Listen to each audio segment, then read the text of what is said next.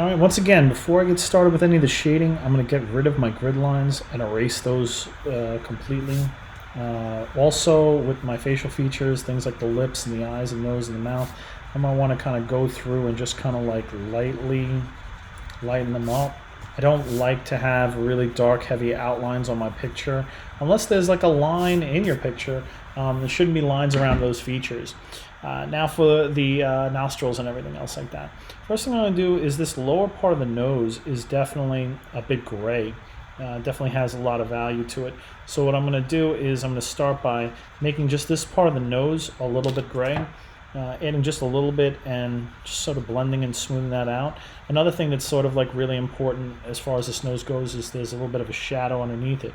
So you know what, down in this corner over here where you see the corner of the nose, you know, it's a dark edge, but it's still not an outline. So we do want to kind of get that it's a little bit darker in there, but we don't want to get in there and just start putting a heavy outline around it. You'll see just adding a little bit and kind of blending it in creates that effect of the nostril.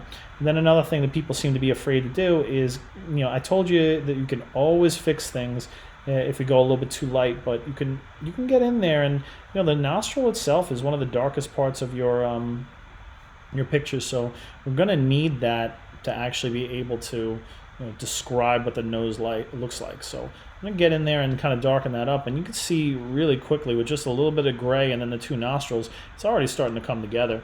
I got to kind of close this space out a little bit here because it is a little bit more thinner and narrower right in here.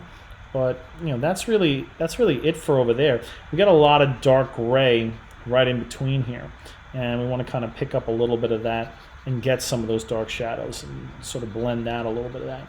The rest of this is sort of a medium gray, medium to dark gray. So I'm going to add just a little bit of pencil lead to this. I'm not going to go crazy and make it too dark, but realize, hey, listen, when you have shadows, you're going to need to have shadows. And just kind of blend that in. And it's just subtle little adjustments and changes, but it really makes a big difference. And then if we look in here, I think just a little bit darker throughout there, and then just a little bit darker right on the edge of that. Got a little light gray now for the rest of his cheeks, which I'll put in over there. And we've got our shade and our shadow.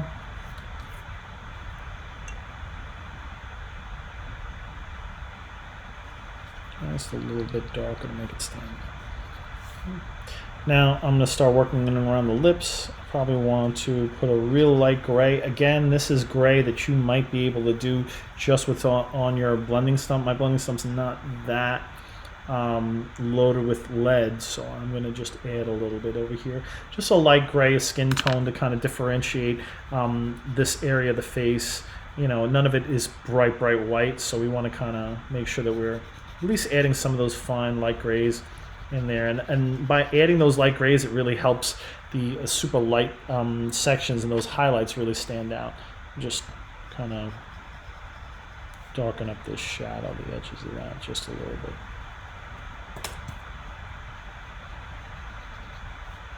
Notice I didn't outline the shadow either.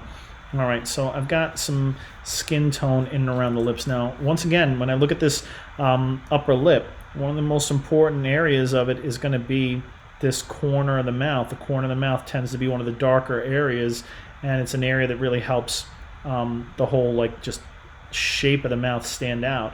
So I want to kind of make sure that I'm coming in and getting that. You notice I'm not just going with one dark line all the way across. From there, what I want to do is I want to look, well, his upper lip is just a little bit darker than his skin tone. So I do want to kind of lay down a little bit of value over here to just kind of make sure that, again, like it's a little bit darker. But again, notice I'm not outlining the lip. I'm not trying to make it like, you know, sort of like a shape or anything else like that. I'm just trying to pick up where there is a little bit more value. And I'm doing that again without the usage of line. It's really what I call implied line, meaning like you kind of see an edge, but you don't see an outline. So you could see very quickly that I was able to kind of make that upper lip a little bit darker.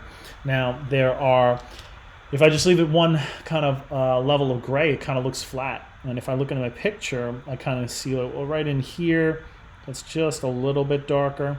Okay, a little bit of darkness right in here. It's a little bit of darkness right in there. There's a little bit near the edge of it over here. And if I just blend that stuff in a little bit, I can pick out just another level of gray that's happening. A little bit of darkness right on the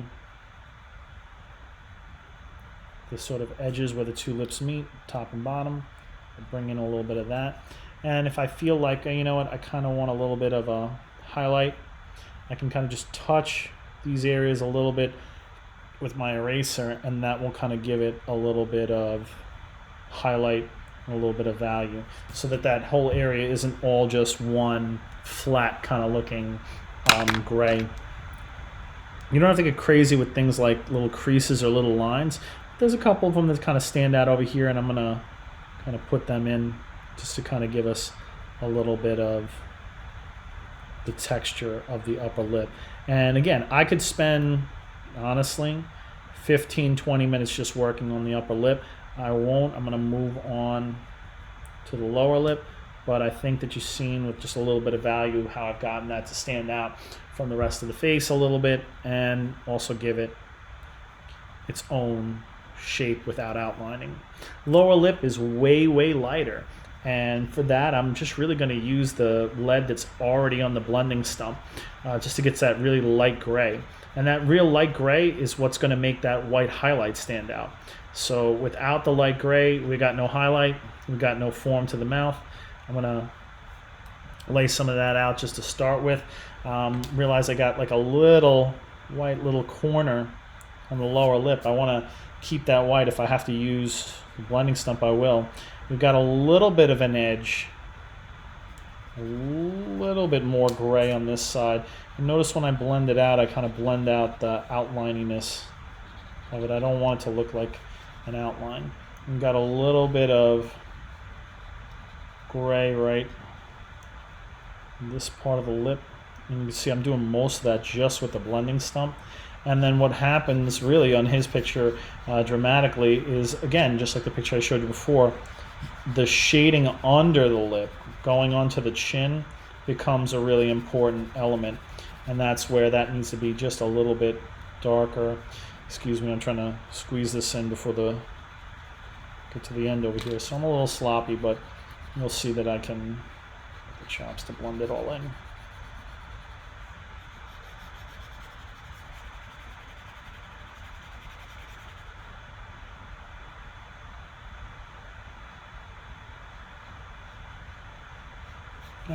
Again, I could spend a lot more time fine-tuning this and fixing this, but for a 4 or 5 minute version of a nose and mouth, this is what you get.